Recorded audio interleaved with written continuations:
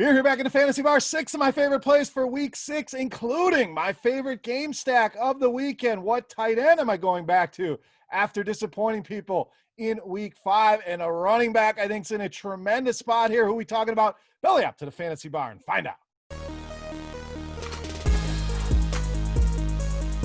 Welcome in, guys. Week 6 edition Beers Daily Fantasy 6-pack back here once again in the Fantasy Bar, giving you 6 guys fresh off the tap, covering both FanDuel and DraftKings. Again, we'll talk some stacks. We'll try to find some value. Where are we spending money? Looks like a fun slate of games. Now, before we look at week 6, let's take a look back at week 5 and decent week. You know, we had some good hits with that Houston connection. Brandon Cooks definitely got it done for us, going back to the well there, but a little disappointed. And guys like Dalton Schultz basically gave us nothing. James Robinson was disappointing, but the receivers were good to us. All in all, a decent week, but we can do better. So let's do just that here in week 6. Before we talk about this week's plays, guys, do me a favor. If you're on YouTube, take a second, click that thumbs up button. Really helps us out. Means a lot to me. That's the tip jar here. As I always say in the Fantasy Bar, make sure you do that. Also, make sure you subscribe to the channel. Get notified when all the videos are coming out. All right, let's talk week 6. Let's start at the tight end position. Like I mentioned, a guy I want to go back to this week, Evan Engram of the Giants. So Engram disappointed last week. Kind of the chalky tight end. Everybody was on the Giants last week. Really disappointed. Had that rushing touchdown, which kind of salvages day a little bit. But we know tight end has been an absolute disaster so far this season. If you haven't been spending up each and every week, you've probably been let down here. So let's go to the mid-range here and roll with Evan Engram. Now, that Washington defense, very good against the run, but kind of suspect against the pass here. So I'm expecting more success. I know this team should have got it done against Dallas last week, but against Washington, 5th most fantasy points allowed to the tight end position. And those 2 targets last week, I'm going to throw that out. Coming in games before that, averaged almost 8 targets per game. Expecting a bounce back here, expecting the ownership to take a big hit off of a highly owned week 5, get Evan Engram in those week 6 lineups. All right, let's spend some money at the wide receiver position. In fact, we're going to go all the way up to the top, go with Davante Adams of the Packers. Now, we haven't seen Davante in a while. Since week 2, kind of ho-hum after that huge week 1 where he saw 17 targets, but has had a few weeks to get right, had the bye week, so they sat him out before that. So I'm expecting 100% Davante Adams here. Now let's talk Packers offense. They lost Allen Lazard, Bob Tonyan, great story, those 3 touchdowns in that game. But we know Davante Adams is going to command a ton of targets, especially in a game like this against Tampa Bay, who has been torched by wide receivers, giving up a league-high 71% completion rate to wide receivers. We know they are very good against the run. Been all right against the pass. The numbers say they've been good, but they have not faced an offense as potent as this Green Bay offense. We see that in the team totals here. Vegas has this projected as an absolute shootout. In fact, Green Bay, one of the highest team totals on this slate at over 28 points.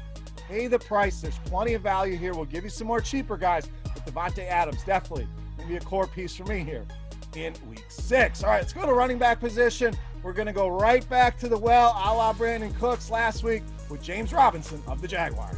So same rationale here. The matchup might be even better than it was last week. And it really wasn't a huge disappointment, but we expected more out of Robinson. But what has been there have been the touches. 17 or more touches now in every single game this season. I mentioned it last week. He's basically Leonard Fournette without the name value of Leonard Fournette. And those prices still under 7,000 on both sites here. And let's look at this matchup against the Lions' 3rd most fantasy points allowed to this position so far this season.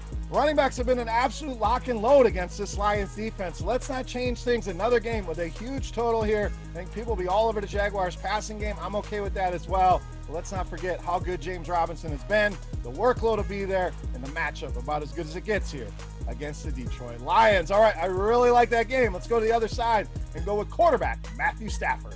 So Stafford been somewhat quiet compared to the end of last season where he's putting up gaudy numbers, but when you dig in this season, been solid. I mean, we're talking about multiple touchdown passes in each of the last 3 games. Hell, you got a guy like Daniel Jones hasn't thrown a touchdown in a month. We hope that changes here with Evan Engram. But back to Stafford, the Lions' massive team total here on this slate. We mentioned that Green Bay total. Detroit's even higher here, closing in on a team total of 30, and this is the premier matchup for a quarterback. The Jaguars dead last in DVOA against the pass, second most fantasy points allowed to the quarterback position. They have not slowed anybody down. We have gone to this matchup many times. We did it last week with Deshaun Watson, who hit a home run, and I think Matthew Stafford does the same thing here. Great matchup here against this terrible Jacksonville pass defense. All right, we like Stafford. Who do we pair him up with? Oh, Kenny Golladay, too easy. We're going to go to Marvin Jones Jr., our next play here in the six-pack. So Jones been kind of quiet this season, especially that last game. He had the bye week, so kind of out of sight, out of mind here with Marvin Jones. But let's not forget about the ceiling this guy brings to the table. We've seen many a massive GPP winning games out of Marvin Jones, and you're going to get that ceiling at a very low ownership. I'm not ready to write this guy off yet. Still playing a ton of snaps. In fact, 95% of snaps so far this season. Yes, the numbers dipped when Kenny Golladay returned to the lineup. I understand that, but these two have been able to coexist over the years. I don't think that's a massive hindrance here. I think the Lions going to be able to do whatever they want. And if people go with Stafford, who definitely is going to have some ownership, the first pairing they're going to go with is Kenny Golladay. So cash games, sure, I'm all about that. I will have some Kenny Golladay in tournaments, but the leverage to go to Marvin Jones Jr. at a fraction of the ownership you're going to get Kenny Golladay is the way to go here in tournaments, or hell, even double stack both of them. The point is, it's nice leverage, it's low ownership, it's a big ceiling, it's a terrible secondary.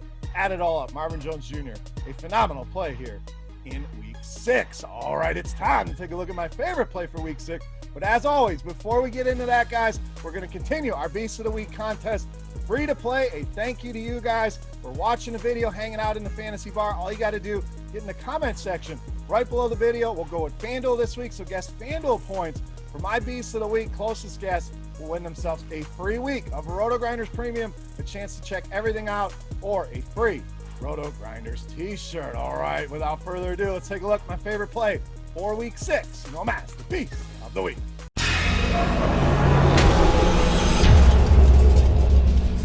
All right, Beast time. We're going to go to running back position. We're going to go with Derrick Henry, my favorite play this week, and this week's Beast of the Week.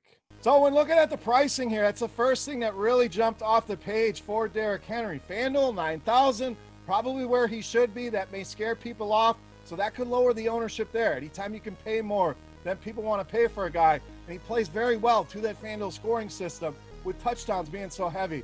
But 7,300 on DraftKings, lowest price this season, hell, lowest price I can remember in quite some time. And I know he doesn't do a ton in the passing game, but at that price, I don't care. This guy's given us multiple touchdowns in each of the last 2 games. We saw him stiff arm Josh Norman straight to hell, right through the turf. So look for him to have another big game here against the Houston Texans, 5th most fantasy points allowed to the running back position. And the last time he faced this team, went over 200 yards rushing and had 3 touchdowns in that game. Derrick Henry starting to get it going here. This Tennessee offense looked electric the other night against Buffalo, and I'm expecting the same here in a big game out of Derrick Henry, making him easily my favorite play for week 6 and this week's Beast of the Week. All right, guys, that wraps up here in the fantasy bar for week 6. As always, any comments, questions, feedback, hit that comment section right below the video. Don't forget, fantasy points for Derrick Henry on FanDuel for your chance at some RG Premium. Make sure you've hit that thumbs up button, guys. Thank you for that. Make sure you subscribe. You can also head over to Twitter and follow me over there at Beermakersfan. For RotoGrinders.com, I am Beer saying salut, guys. Best of luck here this week, and we'll see you next week. Hey, thanks for checking out our videos. If you want more expert advice on DraftKings, FanDuel, or any other daily fantasy sports, make sure you check out the current videos playlist.